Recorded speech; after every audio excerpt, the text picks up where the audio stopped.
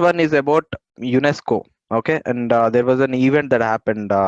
Basically, Hyderabad was listed as one of the UNESCO creative city, and apart from Hyderabad, even Mumbai was also allocated certain category in UNESCO creative cities. So there is a kind of category called UNESCO creative cities. So this is like UNESCO World Heritage Sites. Like UNESCO has number of programs like World Heritage Sites, Man and Biosphere Reserves, geological parks and all. So part of that, they also have UNESCO creative cities. So for that, Hyderabad and Mumbai for the first time selected in 2019. So that's why this was in news. So now we'll solve this question. Okay. So match the following cities that are recognized by UNESCO network of creative cities with their associated categories. First one, Hyderabad, UNESCO Creative City of Gastronomy. Second one, Mumbai, UNESCO Creative City of Media Arts. Third one, Varanasi, UNESCO Creative Cities of Music. And then Jaipur, UNESCO Creative City of Literature. Okay, so here one thing is for sure, like you all know Hyderabad, one thing if it is famous, it is for biryani and all the food. So obviously it will be famous for this gastronomy. So the first option is correct. Second option is slightly tricky here because Mumbai, we all know it is famous for films, the Bollywood, but it is not under media arts. So there is separate category under creative cities called films. So Mumbai was selected under UNESCO Creative City of Film. So that's why second one is wrong here. And third one, Varanasi, yes, it is correct. It is selected for UNESCO Creative City of Music. So here 1 and 3 are the right options, and 2 and 4. Jaipur, we might, this is also kind of trap for you because Jaipur we normally associate with literature festival and we tend to select literature, but that is not true. Jaipur is associated with another category. So here only 1 and 3 are correct. So the answer is D. So now we'll see this in detail. Yes, as I said, the context is that cities of Mumbai and Hyderabad are joining the UNESCO network of creative cities. And Mumbai for the creative city of film, and Hyderabad for the creative city of gastronomy. And other cities that were added well before this are Chennai and Varanasi for music. Always remember, Varanasi and Chennai, both for music, and Jaipur for crafts and folk arts. Because there are number of crafts like some metal crafts they make, which are very famous in Rajasthan, and similarly they are very famous for certain dances. So that is why it is famous for crafts and folk arts. So try to remember this way, you'll be able to remember it in long term. So that is about creative cities. And then every year, like on 31st October, they celebrate, UNESCO celebrate World Cities Day. So basically in this occasion only they have allocated these cities as part of 66 other cities. And what is this UNESCO Creative Cities Network is basically to promote cooperation between the cities. Okay, by identifying that creativity factor as the strategic cooperation. For example, if Hyderabad is selected for gastronomy, then it can share the best practices related food with other cities. Similarly, if one is selected for music, then they can share. This way, cities can grow. So this is the objective of this program, that is UNESCO Creative Cities Network. So under this network, there are 7 fields under which these cities will be selected. So those are first one, crafts and folk arts, second one, media arts, third, film, fourth, design, and then gastronomy, literature, and music. Okay, so far we are selected in creative, crafts and folk arts, film, gastronomy, and music. Okay, so that is about this. And then it is also, this network is basically also about pushing the sustainable development goal 11. Okay, that also you have to remember. So SDG 11 deals with sustainable cities and communities. So part of that, this is also there. And then part of this, we'll know what is UNESCO. First of all, what are the functions and all, because UNESCO is very important this year for 2 reasons. One, because of these kind of initiatives. Second thing, our Donald Trump withdrew from this organization also. Like he is on a record right now on withdrawing from the United Nations organizations. So he withdrew from World Health Organization. He withdrew from Paris Climate Change Deal. He withdrew from UNESCO. He withdrew from even UNHRC, that is Human Rights Council. So that is why wherever US withdraws, all these organizations will become important for this year. So I've noted them down in the further slide. So I will show you that anyway, but these are the important. So that's why we will also focus on UNESCO part of it. So if you see, UNESCO is specialized agency of UN, and basically its intention is to build peace among the communities or the countries through cooperation in education, science, and culture. So that is what UNESCO stands for: United Nations Council for Education, Science, and Culture. And it is headquartered in Paris. This is important fact you have to remember. It is headquartered in Paris, and it is also part of a group called UN Sustainable Development Group. So in this group, certain organizations will be grouped, and they will focus also on sustainable development goals apart from their mandate. And as I said, Israel and US have withdrew from UNESCO in 2019. And the important programs that UNESCO made in this year are: first thing, Education 2030 Framework for Action. This is also called as Incheon Declaration, and this Incheon is a city in South Korea. So there, this declaration was made to achieve the global education agenda 2030 agenda, that is part of sustainable development goals. And then we will see different important programs that are launched by UNESCO. So the first one is World Heritage Conventions and Lists. Okay, so under this there is a convention, and under that we will recognize World Heritage sites. Okay, so like India has right now about 38 World Heritage sites, and out of them one is mixed, 30 cultural and 7 natural one. So these are like World Heritage sites. For example, you have this Hampi is recognized as a World Heritage Site. So this is also very important. You also have to know on what basis this World Heritage Sites are recognized.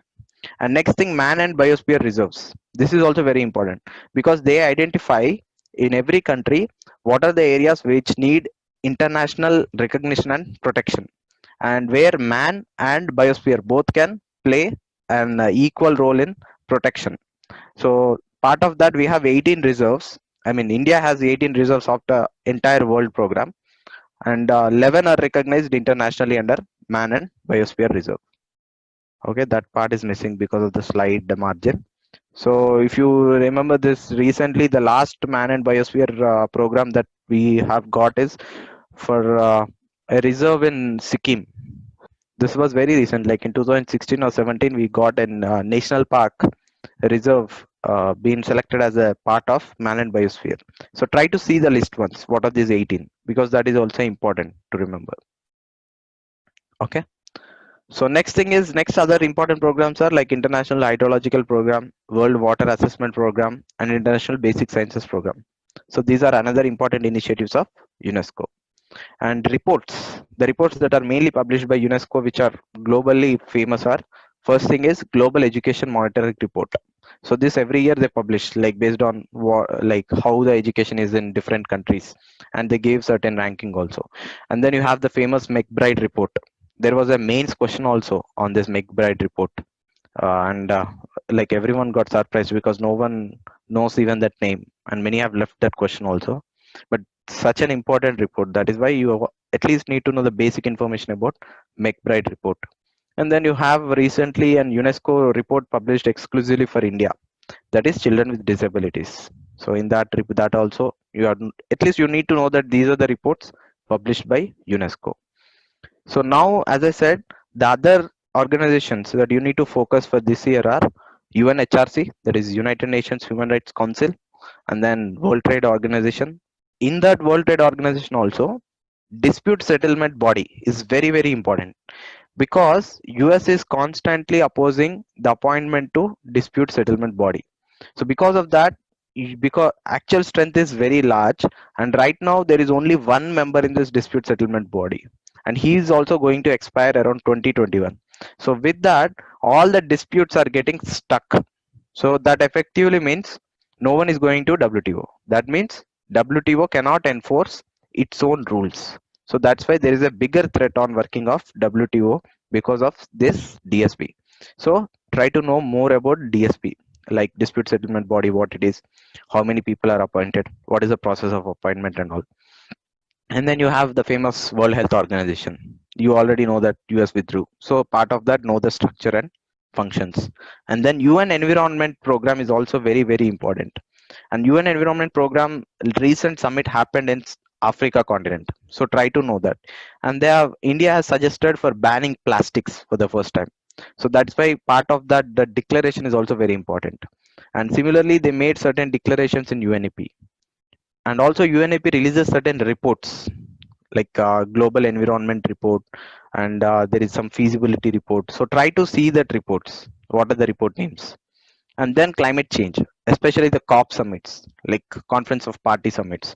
So Paris deal was done in COP 15, and then we had two other summits. And so see last summit where happened, and what are the outcome of that summit. At least last summit is important, and you need to know where the next summit is going to happen. These two are important. Okay. Okay. So having done that, we'll see the second one. So if you remember, we have already discussed some part of the cyclones, like the theory part, how the cyclones are formed, what are the conditions and all. So now we will see like how the cyclones are named actually, because that is also very important. And there was a recently a major change that happened with respect to the naming process. So that's why this question. Okay. So the second question, consider the following statements with respect to cyclone naming in Indian Ocean. So the first statement, the regional specialized meteorological center gives a tropical cyclone an identification from the names list. The identification system covers both Arabian Sea and Bay of Bengal. And then the new list comprises 13 names of cyclones, each for 13 member countries. Totaling of 169 is approved recently and in use now. If a cyclone is particularly deadly or costly, the name is retired and never used again for any other hurricane or cyclone. So now please do mark your answer, and then we will see the right answer for this.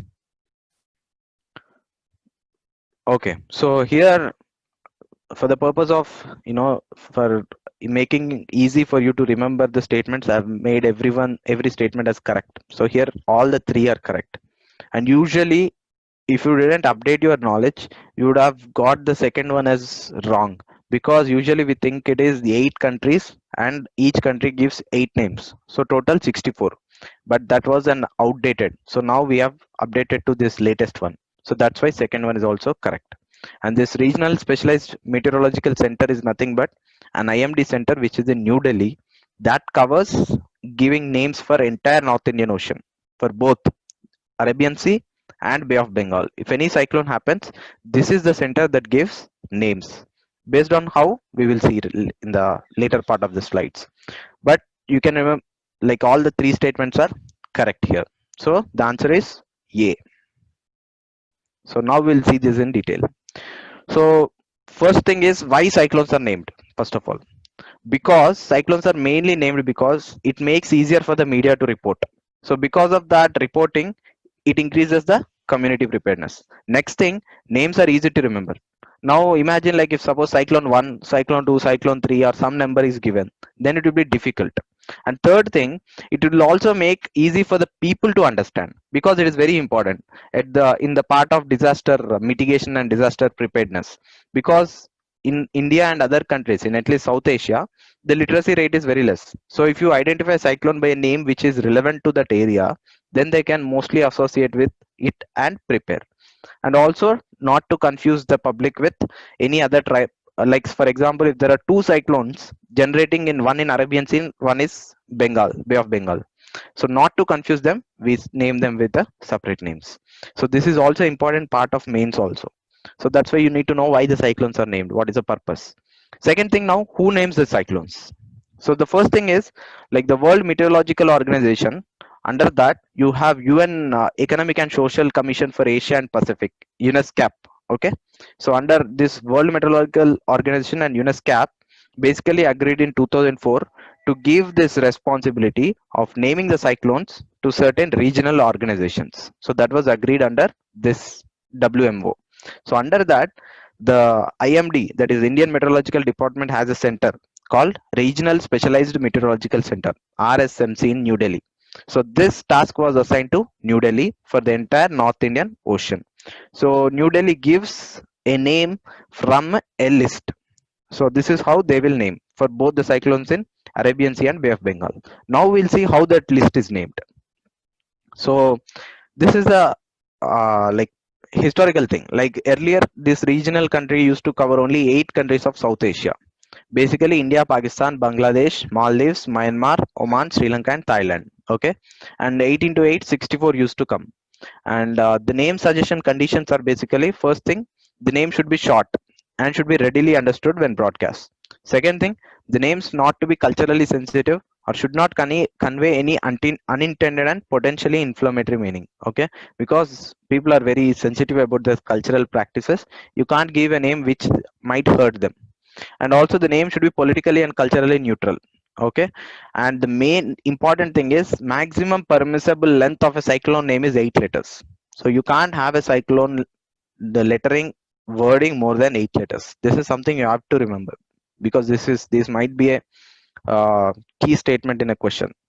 And next thing, if it is dead, if the cyclone causes a significant damage like havoc, it will have certain negative sentiments, so you can't have again a new cyclone with that name, so that will be removed. If not, you can again recirculate the names, except if it is causes a huge damage. So now we will see what is the naming process. So like if you see in North India, this is the earlier list. So like 8 countries are there here, and these are the columns. So basically every country will give 8 names. Similarly, 8 countries will give 8 names. So it will become 64 in this way. And you will go one by one from the order. Like for example, Bangladesh. Okay, now we will see with the list 8. Okay, here if you see like funny, in the year it will start with the funny first, and then it will go to Vayu, and then it will go to Hika, and then Kyar, Maha, Bulbul, Pavan and Amphan. So this way that entire column will be finished. So once that is done, then it will go to the next column. So this is how it used to exist till now. But in 2019, the last cyclone under this category was Amphan. So after Amphan, a new system came, because we finished all the names in this entire list. So now we'll see this new list. So this is the new list, and this list has 13 countries. Okay, that is why I said now 8 we have upgraded to 13 countries. So this New Delhi center now covers 13 countries, and the extra countries that were included mainly are from Saudi Arabia Peninsula, that are Qatar, Saudi Arabia, and then UAE and Yemen. So these were the extra countries, and each country will give again same 13 names. So 13 into 13, 169. So that's why very recently we have started the cyclone with Cyclone Nisarga. Okay, and next cyclone name will be Gati. So this at least you have to remember. So till now Nisarga has completed. If at all a next cyclone comes, that name will be Gati. So that you have to remember the next cyclone name. So this is the same thing as I said, the same explanation. So that is this. Like you have to remember this fact. Like from 8 we have increased to 13. So it will go by column wise. Like once a column is completed, it will go to the next. And you already know the conditions. Like the name shouldn't be more than 8 letters, and it should be politically neutral. And if it is a name of a cyclone that already caused a severe havoc, then it shouldn't be used. So these are the kind of conditions. So now we'll go with the third topic. So here you see the question. Consider the following statements with respect to unemployment calculation process. Okay, first one. NSSO has recently started publishing periodic labor force survey report that replaced earlier employment unemployment survey. Okay. Second one. Labor force refers to people who are currently employed. It doesn't include people who are actively looking for employment. Third one. Unemployment rate refers to the ratio of total unemployed people to the labor force of that country. So which of the above statements are correct? So now try to mark your answer, and then we will see the right answer for this. So here again, you all know that why this question was in news, because there was a famous survey done by PLFS report, which said the unemployment was at the highest. So at that time, it brought a huge controversy. So that is why there were certain terms that are related to like labor force, workforce, what is unemployment rate, what is unemployment to population ratio. So these are certain terms, technical terms, which we need to know. So I've covered that in the slide. So first we'll see the answer here. So here the first statement is correct, and the third statement is also correct. So the problem is with the second one, because labor force actually includes the people who are actively looking for employment. So labor force means who are already employed, and also the people who are looking actively for the employment. That is labor force. So that's why the second option is wrong here. So you can remove the second, then the answer is 1 and 3. That is D. So now we'll see the solution. So as I said, this Center for Monitoring Yes. So Center for Monitoring Indian Economy has revealed this India's unemployment rate to 8.5%, and that is why this was in news. And now we'll see the different important terms. Like the first, labor force. Labor force is about who are employed and who are looking out for work. It includes both. This is the main difference with respect to workforce. Whereas workforce means who are already in the work. Okay, those. It doesn't include the category of people who are looking for employment. So it only deals with who are already in the work, that is in the employment. So that's why, as I said, the labor force doesn't include people who are not looking for work, and labor force is larger set that includes both employed and unemployed who are actively looking for work. So whereas workforce deals with only people who are employed. That is why workforce depicts the real current employment scenario in an economy. So workforce is important to know how much employment we have, whereas labor force is important to know how much the people are willing to work. And then you have unemployed. Unemployed is basically something that you can get by subtracting workforce from the labor force. So labor force minus workforce is equal to unemployed. Because what I said, labor force is something about who are already employed and people who are looking for employment. And then workforce is who are employed. So if you remove them, then you will automatically get people who are actually unemployed. So you will get unemployed. Now unemployment rate that you can get as a ratio of this unemployed people, total unemployed people, to the total labor force, okay, into 100 is nothing but the unemployment rate. So this is how you get that percentage of 8%. So first you will calculate labor force, then workforce. If you minus them, then you will get the unemployed, and then unemployed divided by labor force, or the ratio of people who are looking for job to that of labor force is into 100 is nothing but unemployment rate. And then finally labor force participation rate. So here you have to remember that labor force participation rate. So in the term itself, you know the labor force is there. So it is a ratio of labor force for the entire working age population of the country. So that means labor force participation rate refers to people who are in the working age group, that is 10 to 40, 20 to 45. This is a working age usually. So in that age, whoever are already employed or looking for employment is nothing but labor force participation rate. That means people who are ready to participate in the labor force. Whereas employment to population ratio deals with workforce, not labor force. That means who are already employed and with respect to working age population. That is employment to population ratio. And finally, worker population ratio. Worker population. Here population means entire population of the country. So with respect to worker, that is number of persons employed per 1,000 persons. This 1,000 persons are not just restricted to working age, but the entire population. So this is worker population ratio. So try to remember these kind of terms, because if there is certain news, current news with respect to unemployment, usually UPSC doesn't focus on that, but asks these kind of terms or the concepts. So that is why I've mentioned these things. Okay. So if you are a bit confused, try to read them once again, but try to know the basic difference that labor force means already people who are employed and also looking for employment. Workforce means only who are right now in the employment. Try to remember at least this much. Okay. And then the few reports that are available with respect to unemployment are: the first one, periodic labor force report, that is basically published by NSSO. So that is recently started in 2019, and earlier there used to be an quarterly survey that is called employment and unemployment survey, like, which is carried out for 5 years, every 5 years. That was now replaced, and PLFS is coming in place of that employment and unemployment survey. And then you have this government publishing another report, that is Central Statistical Office. Okay, CSO. Central Statistical Office publishes another report called payroll reporting measures. This payroll, as the name suggests, is basically on the records of EPFO, ESIC, and National Pension Scheme. So whoever are registering in the new category, they will take that names and then they'll say these are the employment figures. And then you have finally quarterly employment survey.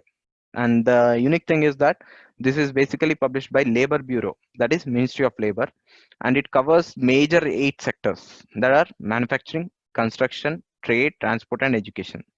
And the another important feature is it even covers non-farm industrial sectors. So that is the important thing. That is why these two, especially the periodic labor force and quarterly employment survey, these two give a correct picture about how the unemployment is there in country. Okay.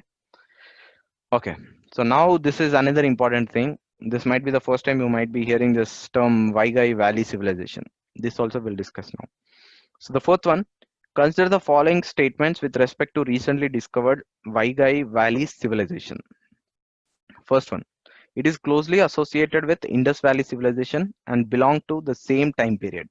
Second one, Keezhadi excavations.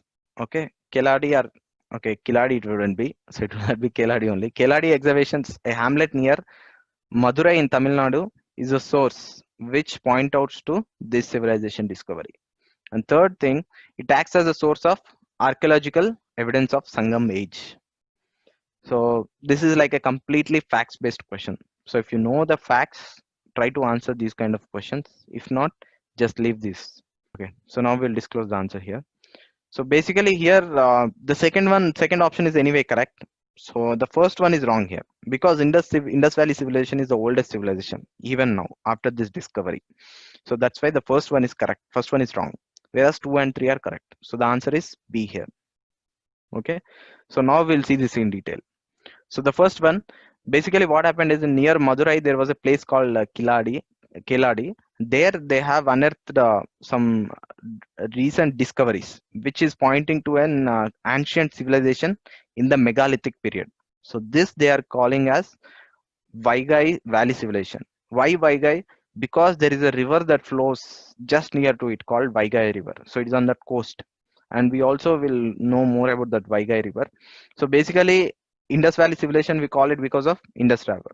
Similarly, we are calling it as Vaigai Valley civilization because of Vaigai River. But the difference is, this is kind of not as old as Indus Valley civilization. It is after Indus Valley civilization. So this is associated with a period called megalithic period. So try to remember this. And this megalithic period basically is associated with the start of Iron Age and is known to be transitionary period between prehistory and beginning of history. So what do you mean by prehistory and beginning of history? Prehistory is something related to before AD, that is BC, whereas history related to usually like prehistory is like before 10,000 BC, not even AD, like 10,000 BC before things, we call it as prehistory. So after that, we call it as beginning of history. So this is somewhere in the middle or a transitional. So that's why it is a megalithic period. Megalith also means like large, mega means large burials. Like if people are buried in large kind of burials, like if thousands of people are buried in one place, those kind of activities we call megalithic. So with the stones and all, they'll be buried. So that's why this period is called megalithic period. So now we'll see part of this different ages, because this is also important. Sometimes they might ask which age is associated with which unique feature. So that's why I've mentioned some things here. Like if you see, as I said, prehistory is associated with 6 lakh years to 10,000 BC. In that first stage is Paleolithic age. Paleolithic age, you all know, humans have for the first time started using stones as the tools. So that's why we call it as early Stone Age. So here we use stones to basically manufacture all the tools like hard hand axe to blade and all to hunt basically. And then you have after Paleolithic, Mesolithic age or microlithic age. This is kind of late Stone Age where the stones became sharper. Earlier the stones were not that sharper, they were blunt. So now they were made more sharper and more small. So this is the period where even the rock cave paintings came in. Okay. And then you have Neolithic period. Neolithic is about from 7,000 to 3,000 BC. So this is just before Indus Valley civilization or near to that Indus Valley civilization, because in and around that 3000 BC itself, Indus Valley civilization started. So this is Neolithic age. So in this age, the unique feature is the tools are not only made of stone, but are also made of bones. And first time humans have invented a kind of tools like ceramics. Like if you know, in Indus Valley also you use certain gems like laplas and all. And then for the first time, settled life and agriculture was started in Neolithic age. This also you have to know. Neolithic age is associated with domestication of animals and start of agriculture. And then after this Neolithic, then slowly copper and bronze were formed. So if you see here, the Harappan civilization mainly between the 3500 and 1300 BC. And then you have Neolithic age in South India. And in South India, this Neolithic age started a bit late. I mean, like from 2600 to 800 BC. So in this, basically iron was found. So in South India, the development was very slow. Whereas in Indus Valley area, if it was earlier only discovered, it was bit late in South India. So that's why in South India, still iron was the main thing that was used in Neolithic age. That's why, as I said, in this Vaigai Valley, which is after Indus Valley, is also associated with iron. Okay, and finally the megalith. Megalith is between 1200 BC to 400 BC. So this is associated with two things: iron and black and red ware pottery. Okay, it is called as Iron Age in South India. So this is overall about the periods. Now we'll see the developments that happened in that excavation. So this Vaigai civilization is associated with Sangam age, because if you know this Sangam age, which you might have already read in history part, ancient history, is associated with Dravidian kingdom, that is Tamil Nadu. And this Sangam age basically happened between the same 1500 BC to around 400 AC, 400 AD. So this civilization is also associated with that period. So now Sangam age, usually we hear or read about it only from the Sangam literature. But for the first time, these excavations are proving that the Sangam age indeed existed. So archaeological evidences are being strongly reasoned through these excavations. So that is important. So that's why you also need to know a little bit about Sangam age. So here I have only mentioned important points, but if you get time, go to that ancient history and read again that Sangam age also, because there are certain different facts, like you have Pandyan kings, Chera kings, Chola kings at that time. There are certain flags associated with those kingdoms, and then you have certain capitals, and then you have port cities. So usually UPSC asks around these facts, like which are the port cities associated with which Sangam capital, and which literature was written by which author, or which literature talks about what, who are Alvars, who are Nayanars, all these things. So that's why try to once again revise that entire thing. But here I've mentioned some of the important things. Like the Tamil Sangam was an basically academy of poets who flourished in three different kingdoms in three different periods under patronage of Pandyan kings.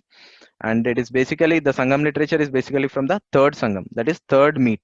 And this talks about mainly secular matters that are related to public and social activities like government, war, charity, trade, everything. And then you have the important works that are, the first thing is Tolkappiyam. Okay, and then you have this Patu Pattu. Patu Pattu means 10 works, 10 poems. So remember like this: Patu means 10, Pattu means poems, 10 poems. And then you have Ettugai, Ettutogai. So that means about 8 anthologies, like 8 stories. And then you have 18 minor works that are called as Padini Kilkanakku. Okay, and then 3 epics. These 3 epics also you have to know. Like I remember in UPSC around 2017-18, there was a direct statement about one of the epic talking about Kannagi. So Kannagi was an important goddess in Tamil Nadu. Like there was a story associated with it. So they have directly asked that. So try to know a bit more about Sangam. So now coming back to the Vaigai River. So as this site was found near Vaigai, you also need to know that Vaigai is an not west flowing river but an east flowing river. So it starts in Kerala, and then it flows through Tamil Nadu, and then goes and joins the Bay of Bengal. And it is an important basin among 12 basins between Kaveri and Kanyakumari. And it is basically bounded by Cardamom Hills and Palani Hills on the west, and the Park Strait and Park Bay on the east. So this is kind of location about that river. Then the key findings. The key findings are, the first thing, it suggests that the second urbanization after Indus Valley civilization is found in this plains. So this is very important from urban. So another urban city was found. Second thing, the skeletal fragments say that there is a kind of domestication of animals happened in this site. And then there were certain pottery was also found, showing that the black and red ware was used, and it also showing that it was used for certain cooking vessels and all. So that shows that the civilization was broadly like sophisticated and well developed. And then the Tamil Brahmi script was also found in that. So showing high literacy level, and also shows that it is associated with Sangam age. So these are the key findings of that exhibition. And this exhibition is very, very important for this year because it is the first time we got certain important site. So it might be asked from the point of view of art and culture. That is why uh, I'm discussing this in detail. So I'll also share these notes, and you also try to know more in detail about this thing, like this period. So there might be some question somewhere in this area, like either about the periods or the findings or how it is related with Sangam. So then they might ask on Sangam. Okay, so now we'll see the fifth topic. So consider the following statements with respect to insurance cover for deposits in Indian financial system. So first one, the Deposit Insurance and Credit Guarantee Corporation (DICGC) provides for insurance cover of rupees 1 lakh per depositor. And second one, the DICGC covers cover does apply to both banks and non-banking financial companies. Third one, the customers have flexibility to avail higher insurance amount on their deposits by paying additional premium to the DICGC. So now this is kind of both fixed static part, facts, and bit of analysis where you can apply and detect the answer. So try to mark your answer, and then we will see like how we can apply that analysis, and then we'll see the right answer for this. So the first thing is here, you might get a suspicion with the third statement. Okay, so here I'm saying the customers should have the flexibility to avail higher insurance premium. So you might all have an account. So have you ever found any option where you can pay an insurance by which, or a premium by which you can get more insurance for your deposit?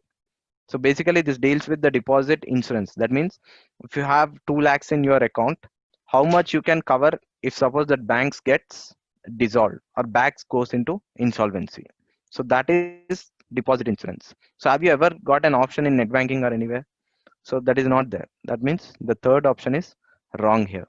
Okay. And the second one, this is also wrong because so far DICGC covers only banks, not NBFCs. So second one is also wrong. So only the correct answer is the first one. That is, it covers only up to 1 lakh per depositor. So even if you have 10 lakhs in your bank account, and if your banks goes into bankruptcy, then you will get back only an insured amount of 1 lakh. Rest, it depends on how the insolvency goes. If the insolvency good, then you might get some amount. If not, you will get only that 1 lakh out of 10 lakhs. So that is the important thing.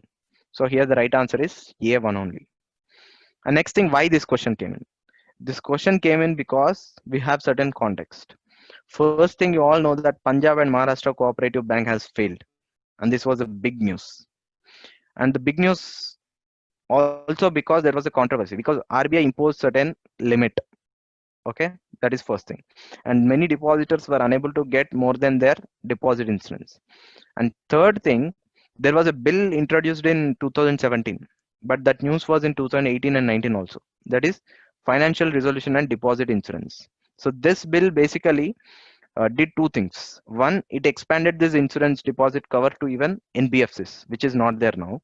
Second thing, it also said if suppose a bank goes into kind of bankruptcy, then the depositors' money will be used to further resolution. So that's why many people started protesting, and finally bill didn't get passed. So that's why this was in news. So now we'll see in detail about how Deposit Insurance and Credit Guarantee Corporation works. So basically this is a kind of insurance cover for 1 lakh, up to 1 lakh for depositors, and it covers majorly commercial banks, regional rural banks, local area banks, and cooperative banks. That means it doesn't cover the, yeah, it covers both even private banks as well. Okay. And second thing, the premium for this is usually paid by the banks, not by the depositor. Okay. So it is the banks that pay. And the third thing, this insurance scheme doesn't cover NBFCs. That is very important, you have to know, because this is the condition that usually UPSC gives. One, the depositor doesn't pay. Second, it doesn't cover NBFCs. Okay. And third thing, it covers only up to 1 lakh. And then customers doesn't have any flexibility to avail higher insurance amount by paying premium. This is because many other countries have this kind of system. So like when I worked for a client. Similarly, there was a client in UK called FRCS. So they also kind of organization on similar lines of this DICGC. There you have many options. Like you can extend the cover from 1 lakh to, like they have in pounds, so they can extend from 1 lakh to 10 lakhs based on how much you are willing to pay for the insurance. So that's kind of mechanism was there, but it is not there in India. And the third thing, insurance is like not available when the freeze is there. Like for example, in PMC, what happened? They didn't resolve the bank. I mean, the bank didn't go to bankruptcy, or the bank didn't function normally. Instead, RBI imposed certain kind of restrictions called freezing the accounts. That means you neither can't withdraw nor can't deposit. So at that time, usually this deposit insurance will not apply. So these are kind of certain things that are limitations on this bill. So like these points you can even use in your mains answer if they ask like what are the challenges, kind of these things. Okay, so this is about deposit insurance and credit guarantee corporation. Like yes, this is another information, like it covers all the bank deposits, certain savings, fixed, current, recurring, everything. And it also covers both but it doesn't cover the following things. These are the things that it doesn't cover. Like it doesn't cover deposits of foreign governments, it doesn't cover deposits of central and state governments, interbank deposits, and then state land development banks, and any amount deposited or withdrew from outside India, and then corporations without the approval of RBI. So in these cases, it won't apply. So this also you have to remember. Rest of in all cases, it will apply. Okay. So now having done that, we'll see the sixth topic. So this is related to telecom sector, and this is constantly news. So like yesterday or today also there was in business page that Vodafone and Bharti Airtel were unable to pay this AGR dues. Okay, so this is very, very important for this year because this is a significant Supreme Court judgment came on this. So part of that, this question. So consider the following statements with respect to different revenues from telecom sector. First one, government received or government receives revenue from telecom service providers or operators in two components. One is revenue, that is income from sales of service to the government as license fee. And second is spectrum usage fee or spectrum usage charge. So this is first one. Second thing, adjusted gross revenue as per recent Supreme Court should include all revenue earned by a service provider, including that emanating from non-core sources such as rent, profit on sale of fixed assets. So these are the two statements. So this is pretty easy. Like if you are following the news and if you have read, then you can easily mark, and this is also not tricky. So here again, if you have marked the answer, then we'll disclose it. So here again, the answer is basically A, both 1 and 2. So here again kept both the statements as correct. And this was the contention actually regarding the second statement. Like adjusted gross revenue is the major bit of controversy between the parties, because government is saying that whatever the revenue is there, that should include all the sources of telecom sector. That is including even the other core services, non-core services. That is like if suppose Airtel has a certain land, or it is suppose developing an asset in Hyderabad, there is big mall of Airtel and it is using for revenue. And if it is getting revenue in that asset, then there also revenue will be calculated for government. But Airtel company says that is not part of the revenue, that is only an other source. So please consider only telecom sales or telecom charges, data charges, only those things. So this is a kind of controversy it came in. And then finally, when they went to Supreme Court said like there is nothing doing, like you have to pay for every source of income. Like if you are a telecom operator, you are able to get that asset because of only telecom provision of services. So that's why every source of income will be considered for this adjusted gross revenue. And then so finally, the companies now have to pay about 1.42 lakh crores to the government. So that is a very big amount.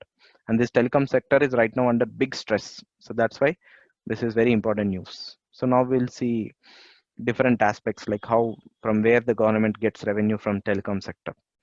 So basically, this is a context like Supreme Court has said that adjusted gross revenue should include all the revenues, even from non-core sources. That will force private players to pay about 1.4 lakh crore. And already the telecom sector is in debt of about 4 lakh crore. So if they have to pay this, then many companies will go bankruptcy. And finally, only Reliance Jio will be there. So that is the kind of effect it might have.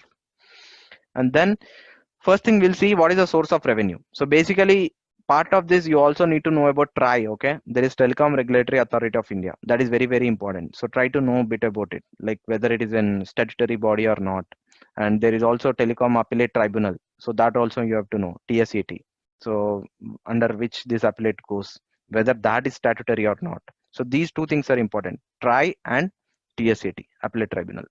So part of that, so telecom government gets basically revenue in two components. One, that is directly in the form of license fee. That is 8% of the revenue of this telecom operators. For example, Airtel, Jio, or anyone is there, and if they are providing some service, and if they are getting revenue of 100 crores, then straight away 8% of that will be deducted as license fee. Okay.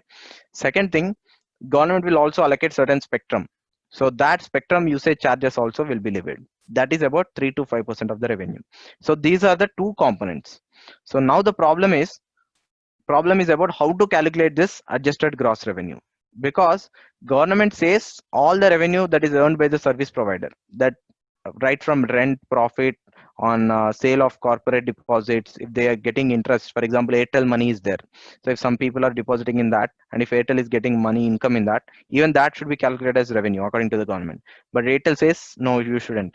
So finally it is settled that because of Supreme Court, that everything should be calculated now. So this is adjusted gross revenue. Always remember, because of the Supreme Court judgment, now adjusted gross revenue means everything: non-core services revenue and core services revenue. So now we finish that. Then you have another component called Universal Service Obligation Fund. This is very important, because this fund is basically used by the government to provide universal non-discriminatory access to quality ICT services to all the people in rural and remote areas. Like if you know this program BharatNet, that is basically funded by this USOF. BharatNet, you all know, I guess. It is about providing broadband to all the village panchayats in country. So that is part of Digital India. So how you are getting the money? That money you are getting basically by this fund. So this is a kind of cess or a tax that is imposed on these telecom operators, because they usually focus their infrastructure only in urban cities or in areas where they get income. They might not focus on rural areas. So government is imposing another tax called this Universal Service Obligation fee, and uses that to provide the infrastructure in rural villages. So that is the importance of this. And it is a non-lapsable fund, and the unspent, that is the unspent amount under this will not lapse and is goes for the next year. And this fund, all credits will be under statutory support under Indian Telegraph Act. Okay. So remember that this USOF is a non-lapsable fund. Okay. And then you have another important development in telecom sector, that is 5G. So like you need to know different aspects, like different important features of 5G. So that is basically the first thing, ultra low latency. So this is a term you have to know. What is ultra low latency? That means, latency means basically uh, the transmission speed. Like it's not just the transmission speed but the response. Like for example, in 4G and all, the ultra latency is in the seconds, but in with respect to 5G it is in less than 0.01 some milliseconds. That means the moment you pass the information, there will not be any latency, that is there will not be any delay, immediately you will get. And what is the significance of this? Because you have ultra low latency, you can for the first time utilize 5G for certain areas like driverless cars. For example, driverless cars is there. There, the driverless car works based on certain cameras, because cameras see the road and then they input the system to the AI. And if there is even 1 second delay in the transmission, then there might be a clash. So to avoid that, 5G will help, because 5G has ultra low latency. That means almost there is negligible delay. So you will get real-time information. So only when you get real-time information from that cameras on the driverless cars, only then actions can be taken. So the processing will be very fast. So this is kind of one case scenario because of 5G. So this is an example. So that's how 5G can enable many things which are not possible till now. Like for example, this geo launched glass, or this real-time monitoring, everything can be enabled. One of the feature is ultra latency. Second thing, high speeds. Like for example, you can see right now the download speed can be like increased up to 1 Gbps, which is about 100 times that of the 4G. Okay, so that is very important. The speed rate is very high. Ultra low latency, second thing high speed, and also third thing the battery energy efficiency, right from the transmitter and also the receiver. The receiver is here cell phones and all. The transmitter energy efficiency and the receiver energy efficiency both can be improved. And then you have wider area in the frequency spectrum. This is also very important because in this 5G uses higher range, that is about gigahertz, 3 gigahertz or something. Because of that, it will be able to connect to many devices, so it can cover many devices. So that is another important feature. So because of this, the use cases are many. So like industrial revolution 4.0, internet of things, all this can be enabled by 5G. That is the importance of 5G. And then you can see the different evolution. So like the first thing, 1G, that is first generation, was launched in 1980, and this worked basically on analog radio signals, and it supported only voice calls. There is no data. That is why it is called first generation. Then you have second generation, that is was launched in 1990, and for the first time in 2G, both voice and data transmission were there, but the speed was only up to 64 kbps. If you remember, at that time only images we were able to download and see. And then 3G came. With 3G the speed increased. It was launched in 2000, and the speed was increased from 1 mbps to 2 mbps, and that is where you have started all the WhatsApp calls and all. And then you have finally 4G recently. Right now it is almost there in entire country. So right now the speed is up to 1 gbps, and it enables 3D virtual reality also. Now we are going to have 5G by 2021 in India. It's already started in South Korea and US. This also you need to know. South Korea, Taiwan, and US. In India, the spectrum allocation is going to happen in 2021. And then, as we discussed all this, there are certain topics you have to focus. That is BharatNet project. This you have to know what are the components, because in BharatNet there is also a program called Digital Sakshakarat Bharat, something like this name. So where they provide literacy also, that is digital literacy program in English, where part of BharatNet, not only they provide the internet bandwidth to the village panchayats, but they will also reskill the people, village like rural people. They will reskill them in digital technologies. They will explain them, or they will make them learn how to use the digital technologies. And you have these common service centers. This is also very important. This also established under this Digital India scheme. So all of this you have to see. And then you have National Electronics Policy. This is also formulated to aid this 5G. So you are going to manufacture many of these semiconductors and all. So what are the incentives that are given under this scheme? This you have to know. And then you have National Telecom Policy directly related with 5G. So you have to know this features of National Telecom Policy also. So try to do certain kind of go through these issues. Okay. So this is the difference. Like if you see, left side is 4G and right side you have 5G. Latency for 4G is 10 milliseconds. For latency for 5G is less than 1 millisecond. That is very, very less. So around 0.01 or something it is. And then you have data traffic, like you can see that. And then speed, like up to 1 GB. Here it is up to 20 GB. And spectrum, this is important. Like if you see in the 4G, it is 3 gigahertz. But for the 5G, it is 30 gigahertz. And then in connective connection density also, you only have 100,000. That is 1 lakh up to. But here you have 10 lakh connections. So that is the important like significant development over 5G. So try to remember this one or two three things, like ultra low latency, high speed, spectrum range. So if these things you can remember, there might be some question about 5G this year. Okay, because this is the most hot topic right now in the science and technology field. So this is the last additional topic we'll just discuss, because this is came up in news. So, and every other month there will be something about Hindustani classical music. So this forms part of your Indian art and culture. And yes, so basically Hindustani classical music is influenced basically from ancient Hindu musical tradition and Vedic philosophy, but also certain Persian elements have been involved also in this. This is basically because Hindustani classical music is more flexible, unlike Carnatic music.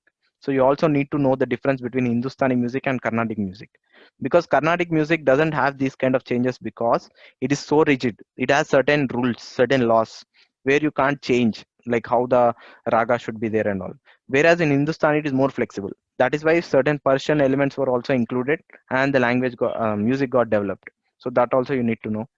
And the major vocal forms that are there in Hindustani classical music are Drupad, Khayal, Tumri, Tappa, and Tharana. So these things you have to remember. Like you need to know what are these things, because last year, like in previous years, there was a question on this Drupad, and once there was a question on Khayal. Okay, so here I've included about Drupad, but also try to know the other things like Khayal and Tumri, Tappa, and Tharana.